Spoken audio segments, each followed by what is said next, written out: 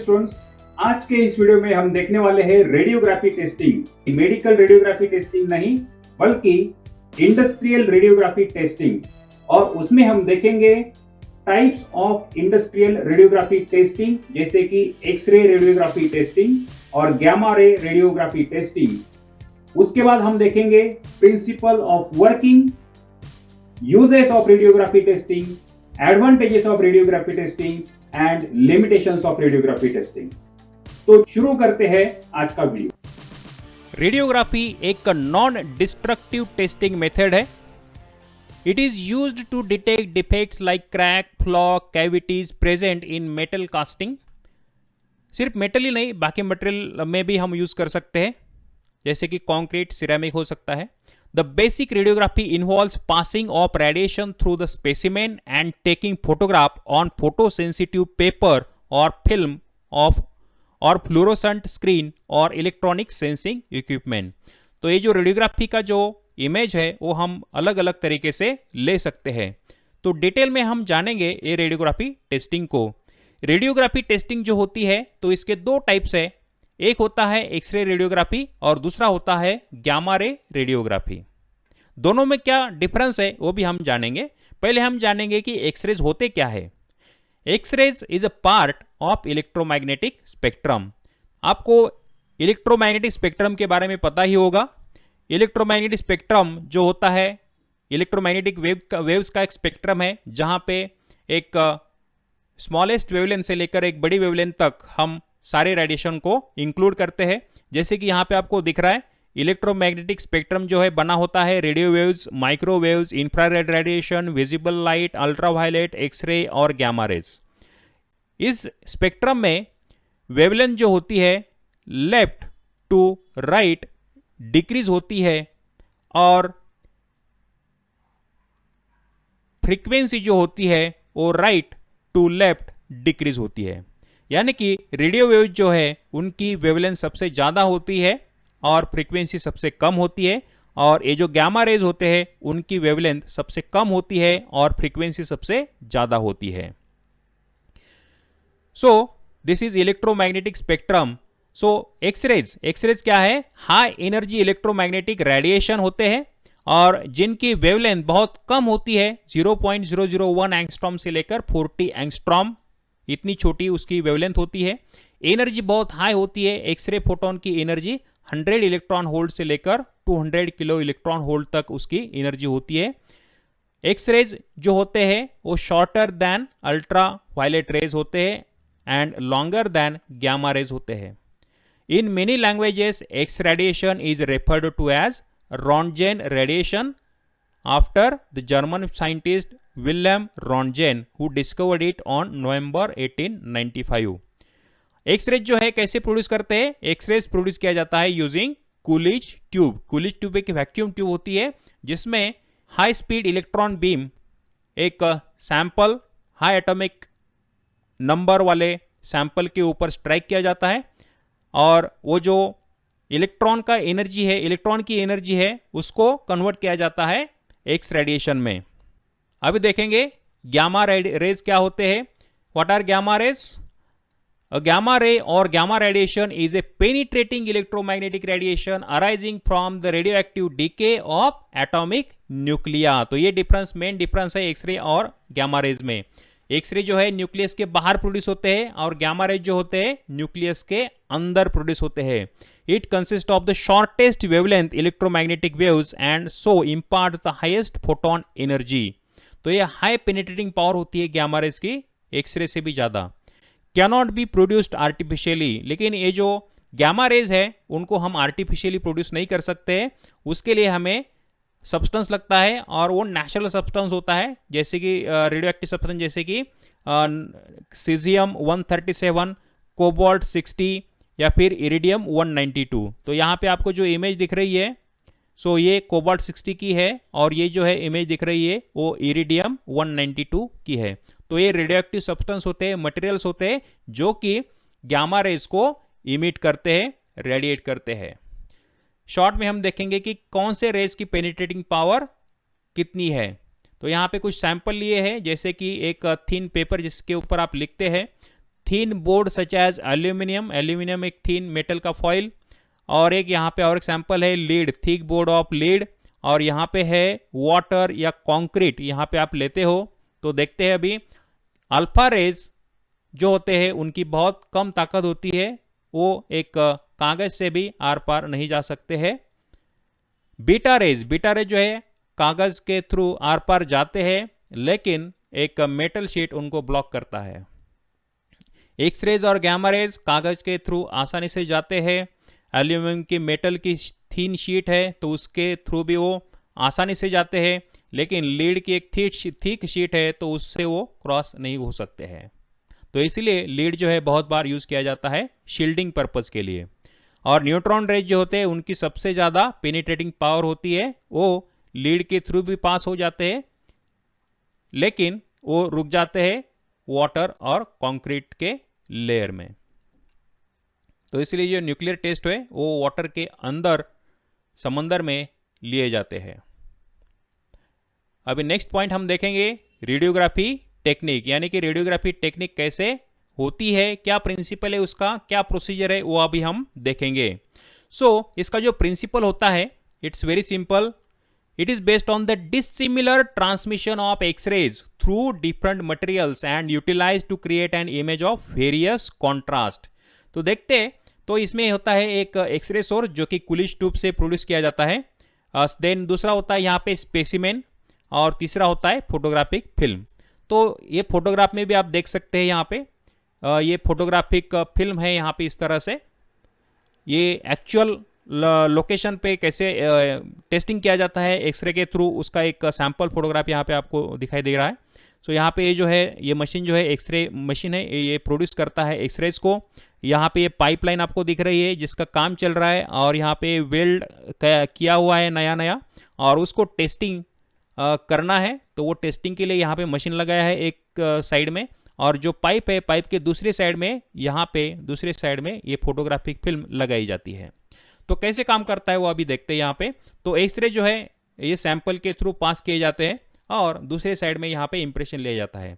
यहाँ पे जो डिस्टेंस होता है ये स्पेसिमेन और फोटोग्राफिक फिल्म का, ये डिस्टेंस जो है इतना ज़्यादा दिखाया है, वो जस्ट डेमोन्स्ट्रेशन के लिए दिखाया है। एक्चुअल डिस्टेंस जो है बहुत कम होता है, यानी कि वो दोनों चिपके रहते हैं, ये सैंपल और ये फोटोग्राफिक फिल्म। और ये डिस्टेंस भी कुछ ज़्यादा नहीं रहता है, जितना कम डिस्टेंस रहेगा तीनों के बीच उतना अच्छा होता है इमेज के लिए। ओके, तो यहाँ पे जो सैंपल है, सैंपल के थ्रू एक्सरेज को पास करते हैं। तो यहाँ पे देखते हैं ये रीजन में क्या होता है, ये रीजन में कोई डिफेक्ट नहीं है, फ्लॉ नहीं है, तो इसकी वजह से क्या हो जाता है, ये एक्सरे यहाँ से पास हो जाते हैं सैंपल के थ्रू और यहाँ पे पहुँच जाते हैं। और हम कंपेयर करेंगे अभी, अगर यहाँ पे डिफेक्ट है तो यहाँ पे एक दो डिफेक्ट है, यहाँ पे एक डिफेक्ट है और यहाँ पे एक डिफेक्ट है, कुछ क्रैक हो सकता है, कैविटी हो सकती है।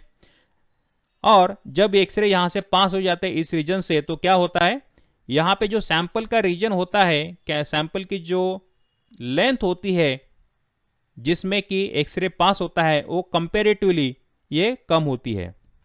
यहाँ पे लेंथ फिक्स्ड लेंथ है, यहाँ पे लेट से एल, लेकिन यहाँ पे जो है कैविटी की वजह से, डिफेक्ट की वजह से वो मटेरियल की लेंथ इस रीजन में कम होती है।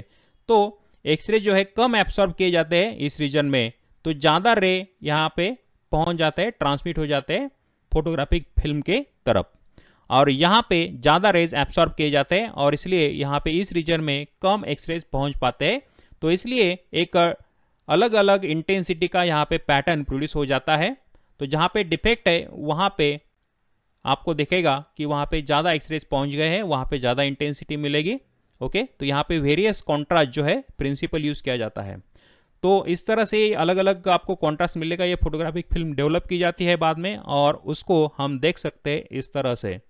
तो ये जो सैंपल है वो टेस्ट करने के बाद आपको इस तरह से दिखेगा। यहाँ पे कुछ क्रैक है जो बाहर से नहीं दिखता है, वो अंदर से आपको कैसे है वो हम देख सकते हैं, उसको चेक कर सकते हैं। तो इस तरह से रेडियोग्राफी टेस्टिंग वर्क होती है। और कुछ सैंपल यहाँ पे आपको एग्जाम्पल आपको यहाँ पे दिखाई देंगे। तो ये पाइप है, वेल्ड किया हुआ है, उसको टेस्टिंग करना है, अभी सारी जगह पे टेस्ट करना है उसको। तो ये अलग टेक्निक यहाँ पे यूज़ की है। ये जो पाइप है इसको एक व्हील असेंबली के ऊपर लगाया है। सो ये पाइप जो है रोटेट होता रहेगा कंटिन्यूसली। यहाँ पे ये जो दिख रहा है वो एक्सरे सोर्स है, और यहाँ पे जो है फोटोग्राफिक फिल्म है। तो अलग अलग जैसे ही ये रोटेट होगा तो अलग अलग लोकेशन पे आप इसको इंप्रेशन उसका ले सकते हैं और फाइनल जो इमेज है आपको ये प्रोड्यूस आप कर सकते हो इसकी। ये तो हो गया डिटेक्शन ऑफ डिफेक्ट का। लेकिन अभी वो जो डिफेक्ट है वो उसका लोकेशन क्या है वो हम कैसे डिटेक्ट कर सकते हैं, तो उसके लिए भी एक सिंपल मेथड है। वो क्या मेथड है देखते हैं अभी।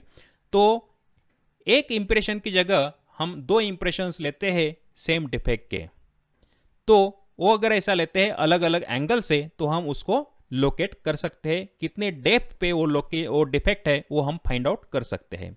जैसे कि यहां पे दिखाया गया है, ये है सैंपल, ये हमें टेस्ट करना है। ये है फोटोग्राफिक फिल्म, ओके। ये सोर्स है आपका एक्सरे का, यहां पे भी सोर्स है लेकिन अलग अलग एंगल से है। आप एक ही सोर्स यूज कर सकते हो अलग अलग टाइम में। यहां पे डिफेक्ट दिख रहा है आपको, कैविटी है कुछ ना कुछ, उसको डिटेक्ट तो किया है, उसको लोकेट करना है। अभी पहले ये लोकेशन से एक्सरेज पास किए जाते हैं और उसका इंप्रेशन यहाँ पे ए डैश जो दिख रहा है यहाँ पे लिया जाता है। दूसरी बार क्या किया जाता है, इस लोकेशन से एक्सरेज को भेजा जाता है और उसका इंप्रेशन फोटोग्राफिक प्लेट में दूसरी जगह लिया जाता है।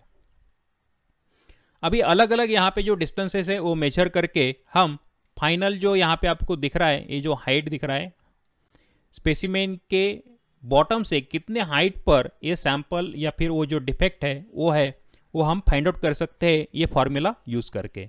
तो उसकी जो डेप्थ है, नीचे से जो डेप्थ है फ्लॉक की डिफेक्ट की, वो h है is equal to t into D by D plus F minus G. अभी ये t क्या है, t is a distance between the source and the photographic film.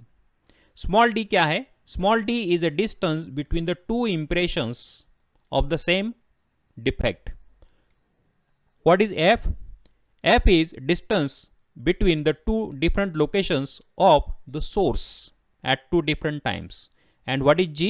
g क्या है, g सैंपल और फोटोग्राफिक प्लेट के बीच का डिस्टेंस है। तो इस तरह से ये सारी जो चीजें हैं अगर आप ये फॉर्मूला में रखते हो तो आपको फाइनली लोकेशन जो है डिफेक्ट का मिल जाएगा। इसको बोलते हैं डिस्प्लेसमेंट मेथड, क्योंकि हमने यहां पे जो सोर्स है उसको डिस्प्लेस किया है अलग अलग जगह पे। रेडियोग्राफी टेस्टिंग अभी बहुत एडवांस हो चुका है। यहां पे आप देख सकते हैं ये जो सैंपल है मेटल का, उसका एक्सरे इस तरह से है और सिर्फ 2 डायमेंशनल ही नहीं, हम 3 डायमेंशनल इमेज भी ले सकते हैं इस तरह से एक्सरे यूज करके। और उसका सेक्शन भी हम ले सकते हैं, वो सैंपल का नहीं, सैंपल के इमेज का हम यहाँ पे सेक्शन ले सकते हैं इस तरह से, और कहाँ कहाँ फॉल्ट है, कितने साइज का है, वो सारा हम यहाँ पे फाइंड आउट कर सकते हैं। और उसका जो है 3D मैपिंग भी हम सैंपल का कर सकते हैं एक्सरे के जरिए। तो इतना ये एडवांस हो चुका है। अभी देखते हैं गामा रे रेडियोग्राफी। प्रिंसिपल वही है, it is based on dissimilar transmission of gamma rays through different materials and utilized to create an image of various contrast। तो प्रिंसिपल जो है एक्सरे वाला ही है, कुछ डिफरेंसेस यहाँ पे है। जैसे कि सोर्स जो है यहाँ पे सेंटर में है, आप यहाँ पे एक सैंपल यूज कर सकते हो या फिर एक से ज्यादा भी sample at a time use कर सकते हो। एक्सरे फ्रैक्शन ऑफ सेकंड्स में मिलेगा, लेकिन गामा रेज के लिए आपको बहुत टाइम लगता है, कुछ मिनट लगते हैं, कुछ आवर्स लगते हैं, depending on thickness of the sample. तो इसीलिए at a time multiple samples test किए जा सकते हैं टाइम बचाने के लिए। तो यहाँ पे आप देख सकते हैं ये सोर्स है, और सोर्स जो है गामा रेज का वो अलग अलग डायरेक्शन में रेडिएशंस गामा रेज को भेजता है। तो अलग अलग डायरेक्शन में हम सैंपल रख सकते हैं, और सैंपल के दूसरी साइड में हम यहाँ पे फोटोग्राफिक प्लेट अगर रखेंगे तो फोटोग्राफिक प्लेट में आपको इंप्रेशन उसके मिलेंगे, और यहाँ पे इस तरह से हम डिटेक्ट कर सकते हैं उसको। ये जो है यहाँ पे एक फोटोग्राफ है प्रैक्टिकल में कैसे होता है ये गामा रे टेस्टिंग मशीन है। यहाँ पे सैंपल है पाइप, और उसको जो है टेस्ट किया जा रहा है। यहाँ पे भी आप देख सकते हैं गामा रे टेस्टिंग वेल्डिंग का कर सकते हैं आप। वो जो फोटोग्राफ है वो भी आप यहाँ पे देख सकते हैं उसके। अभी देखते हैं एक्सरे और गामा रेज दोनों टेक्निक के बीच क्या डिफरेंस है। तो पहला जो डिफरेंस है वो होता है सोर्स का। X raise can be produced artificially. Artificially हम एक्सरे को प्रोड्यूस करते हैं और गामा रेज को हम आर्टिफिशियली प्रोड्यूस नहीं कर सकते, लेकिन उनके जो नेचुरल सोर्स है, जैसे कि हमने देखा कोबाल्ट 60, इरिडियम, सीजियम एटसेट्रा, उससे हम नेचुरली प्रोड्यूस कर सकते हैं गामा रेज को। और एक्सरे जो है प्रोड्यूस होते हैं न्यूक्लियस के बाहर और गामा रेज प्रोड्यूस होते हैं न्यूक्लियस के अंदर। तो ये डिफरेंस है ओरिजिन का या फिर सोर्स का। Portability compare to X rays, X rays के मुकाबले गामा रेज का जो पोर्टेबिलिटी है वो ज़्यादा है, क्योंकि एक्सरेज के लिए आपको हाई वोल्टेज लगता है और मशीन जो ट्यूब होती है, कूलिज ट्यूब, वो बड़ी साइज़ की होती है, तो वहाँ पे आपको वो असेंबली बड़ी होती है, तो बाहर ऑपरेट करना थोड़ा डिफिकल्ट होता है। तो गामा रेज कंपेरेटिवली पोर्टेबल होते हैं। एक्सपोजर टाइम, सो एक्सरे जो है आपको फ्रैक्शन ऑफ सेकंड्स में इमेज देगा, इंप्रेशन देगा, लेकिन गामा रेज के लिए आपको बहुत टाइम लगता है, कुछ मिनट, कुछ आवर्स भी आपको उसको इंप्रेशन के लिए लगते हैं।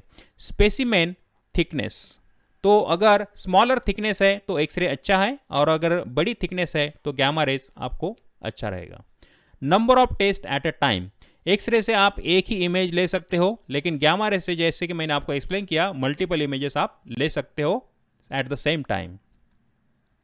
यूजेस ऑफ रेडियोग्राफी टेस्टिंग, ये रेडियोग्राफी टेस्टिंग कहाँ यूज होता है? Can be use to inspect virtually all materials, to check liquid levels in sealed liquid container. यहाँ पे आप देख सकते हैं इसका एग्जाम्पल, जैसे कि एक इंडस्ट्री में कुछ प्रोडक्ट है जो कि लिक्विड फॉर्म में है और उनको कुछ कंटेनर में फिलअप किया है, कैन में हो सकता है, बॉटल में हो सकता है, और वो प्रॉपरली फिलअप हुआ है कि नहीं, प्रॉपर लेवल तक फिलअप हुआ है कि नहीं, वो हम टेस्ट कर सकते हैं using radiography testing. For testing welds and casting, जो कि ऑलरेडी हमने डिस्कस किया है, to test electrical and electronic components to detect discontinuities in the electrical path. तो इलेक्ट्रॉनिक इंडस्ट्री में भी उसको यूज किया जा सकता है to detect the samples. Advantages of radiography testing, क्या क्या एडवांटेजेस है? So can be use to inspect virtually all materials, high accuracy in locating defect, irregularities और फ्लॉ। तो हाईली एक्यूरेट है, आपको डायरेक्टली इमेज ही मिलती है उसकी, तो it is very accurate, whether आपको इमीडिएटली पता चलता है कि वहाँ पे डिफेक्ट है या नहीं, कितने साइज का है, वो आपको पता चलता है। Ability to inspect complex shapes and multi layered structures without disassembly, तो यहाँ पे ये जो है, ये फोटोग्राफ में आप देख सकते हैं कि एक कॉम्प्लेक्स असेंबली यहाँ पे दिख रही है, उसका एक एक्सरे फोटोग्राफ लिया है। जैसे कि एक गैस पाइपलाइन है और उसका यहाँ पे एक्सरे लिया है, वो पाइप का, एक जंक्शन का, तो यहाँ पे आपको बहुत ही क्लियरली अलग अलग लेयर यहाँ पे आपको दिखाई देते हैं, और कौन से लेयर में वो डिफेक्ट है वो भी हम आसानी से फाइंड आउट कर सकते हैं। अल्ट्रासोनिक टेस्टिंग में ये पॉसिबल नहीं होता है। Smaller defects can also be found, provides permanent record, photographic film जो होती है परमानेंटली हमारे पास होती है, works well on thin samples, अगर सैंपल थिन भी है तो वहां पे भी ये अच्छा काम करता है। डिमेरिट्स और लिमिटेशंस ऑफ रेडियोग्राफी टेस्टिंग, ये रिस्की प्रोसीजर है, क्योंकि गामा रेज एक्सरे जो है हजार्डस होते हैं, ह्यूमन बीइंग के लिए, हमारे स्किन के लिए, हमारे बॉडी के लिए हजार्डस होते हैं, तो ये रिस्की प्रोसीजर है। रिक्वायर्स हाईली स्किल्ड पर्सन, अब ये रिस्की है तो डेफिनेटली आपको जो पर्सन होगा वो नॉलेजेबल होना चाहिए, उसके पास स्किल होना चाहिए ऑपरेशन का, तो उसको ट्रेनिंग देनी पड़ेगी।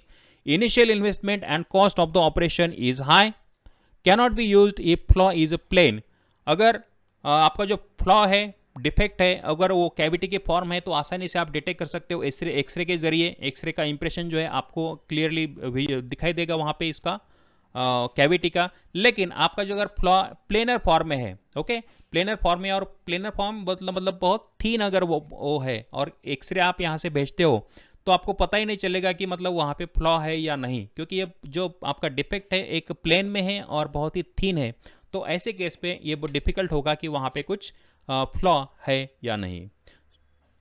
और लास्ट में देखेंगे डिफिकल्ट फॉर आउटडोर यूज, तो एक्सरे प्रोड्यूस करने के लिए हाई वोल्टेज 20 किलोवोल्ट्स आपको लगता है, और उसके लिए कूलिज ट्यूब लगती है, तो ऑपरेशन के लिए थोड़ा सा आउटडोर में डिफिकल्ट जाता है, लेकिन गामा रेज वहाँ पे थोड़े से पोर्टेबल होते हैं।